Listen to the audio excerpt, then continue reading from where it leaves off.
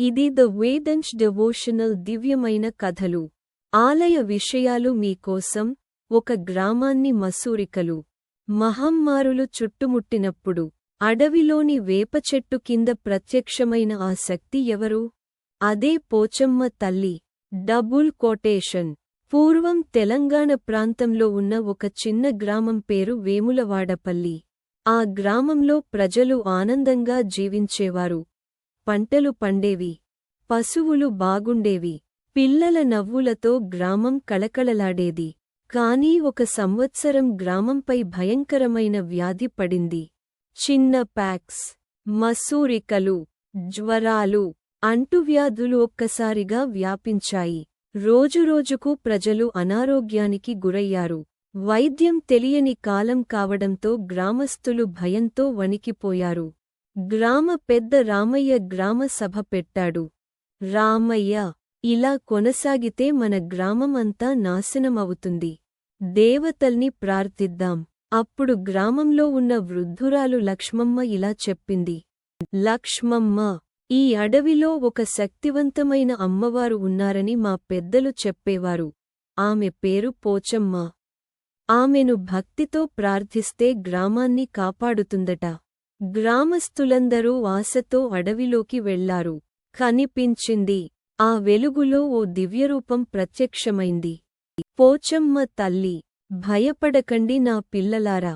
మీ గ్రామాన్ని నేను కాపాడుతాను. కానీ మీరు ఐక్యంగా ఉండాలి. పరిశుభ్రత పాటించాలి.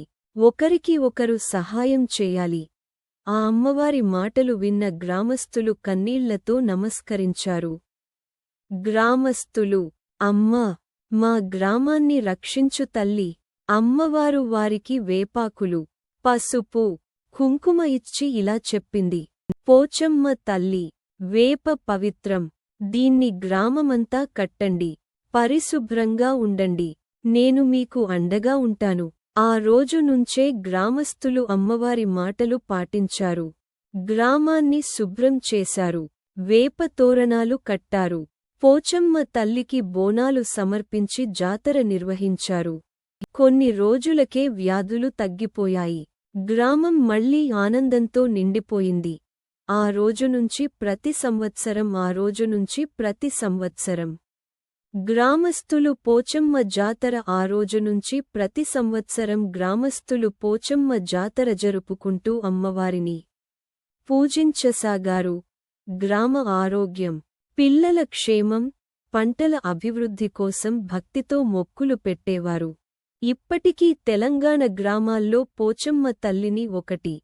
వ్యాధులను దూరం చేసే అమ్మవారిగా 2. గ్రామ రక్షక దేవతగా 3. ఆరోగ్యాన్ని ప్రసాదించే తల్లిగా భక్తులు కొలుస్తున్నారు. ముగింపు సందేశం. మొదటి జాతర రోజు డప్పుల శబ్దాలు, భజనలు, బోనాలతో భక్తులు ఆలయానికి చేరుకున్నారు.